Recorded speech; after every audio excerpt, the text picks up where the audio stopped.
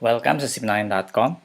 In this video, pag-aaralan natin kung ano ba ibig sabihin ng absolute value. Bibigyan ko kayo ng overview dun sa konsepto ng absolute value. So dito sa screen natin, meron tayong line. Gagawa tayo ng number line. And we know that pag meron tayong number line, meron tayong 0. And then from 0, we can create a unit distance. This is my unit distance. And then, pag meron na tayong unit distance, malalaman na natin yung position ng ibang numbers. And we know that all the numbers to the right of 0 on the number line are positive.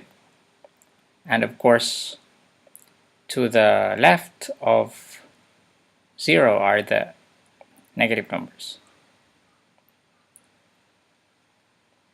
Okay, so negative 5. So of course, equally spaced itong mga numbers na to, but of course, mahirap drawing or i-mark ng equally spaced. Now, if I have numbers on the number line, I can ask a question like distance. For example, 1. What is the distance of 3 from 0? Okay, so saan ba yung 3 sa number line? This is 3. And if I want to find the distance, of course I can count the unit distance. So I have 1, I have 2, and then 3. So medyo obvious siya, the distance of 3 from 0 is 3 units, of course. And I think, alam nyo na ito, what is the distance of 5 from 0? So I have 1, 2, 3, 4, 5. So the distance of 5 from 0 is 5.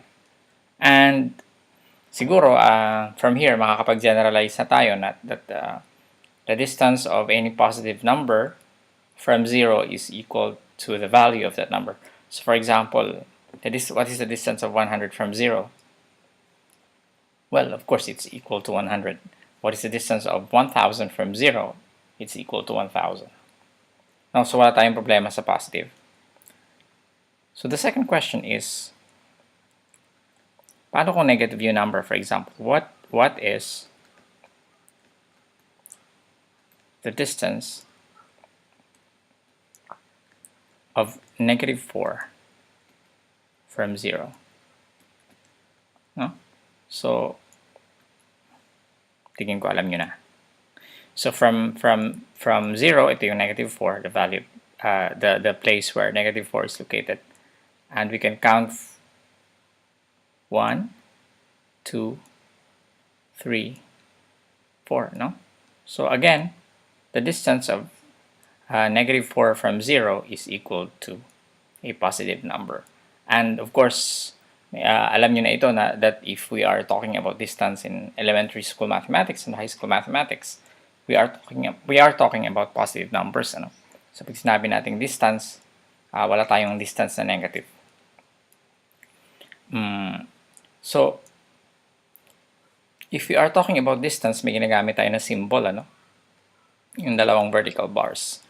So pag sinabi natin what is the distance of negative 3 from 0, or of 3 from 0, pwede nating sabihin, paloob yung 3 dun sa dalawang vertical bar. And ang basa dito sa ganitong symbol is absolute value. So this one is read as the absolute value of 3, or the distance of 3 from 0 is equal to 3. And dun sa number 2, the absolute value of negative 4, or the distance of negative 4 from 0 is equal to 4. Or mathematically, we are talking about positive numbers. So para maging positive ito, we talk about the negative of negative 4. The opposite, what is the opposite of negative 4? The opposite of negative 4 is the negative of negative 4, which is equal to 4. So, pag sinabi natin absolute value of x, pwede nating sabihin siya na it is the distance of x from 0. And we know that palagi siyang positive, ano? So, another question is, what is the absolute of value of 0? What is the distance of 0 from 0? Of course, 0. So, meron na tayong cases, different cases. Meron positive, meron negative, tsaka meron 0. So, from here, no, pwede natin i-define yung absolute value of x. Ito na yung pinaka-formal definition niya. Makikita nyo ito pag kayo ay nag-higher math. I'm not sure if this is defined as this in high school, no? But siguro mas okay na malaman nyo na siya ngayon, ano? The absolute value of x is actually what happens if x is positive or 0, no? Pag 0 siya, pag 0, 0 siya. Pag 3, it's still a number, no? Pag 0 yung x, 0 pa rin siya. Pag positive yung x, positive rin siya. So, wala kang binabago dun sa value ng number, x pa rin siya.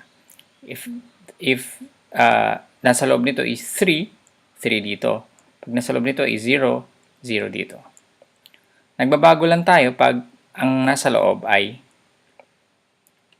negative, ano? So, pag negative yung 5, kuwari negative 5 yung value ng x, para siya maging 5, you get the, katulad nito, no? You get the opposite of value of that number, no? The opposite of that number is negative x. This is if x is less than 0. So, medyo fancy lang yung kanyang, ano, no? Fancy yung kanyang symbol, but you're actually saying that if it's positive, then positive or 0, then the absolute value is that positive number or 0, and if the value is negative, you're getting the negative of negative, which is equal to positive. Of course, lahat ng operation sa loob, for example, what is 3 plus negative 5, no? So, sa loob ng absolute value, this is equal to negative 2, no? And the absolute value of negative 2 is equal to 2. Okay, so pag negative, pag kuwari 8 minus 12, no? This is equal to absolute value of negative 4, which is equal to 4. So, lahat ng operations na nasa loob, ang pag sinimplify mo yan, maging negative man yan or positive, magiging positive yung sagot, ano? Magiging negative lang ito pag may negative ka sa labas, no? But siguro i-discuss natin yan sa mga susunod na videos. So, yan yung ating brief overview ng absolute value, and I hope meron kayong natutunan sa video na to. Maraming salamat and see you in the next tutorial.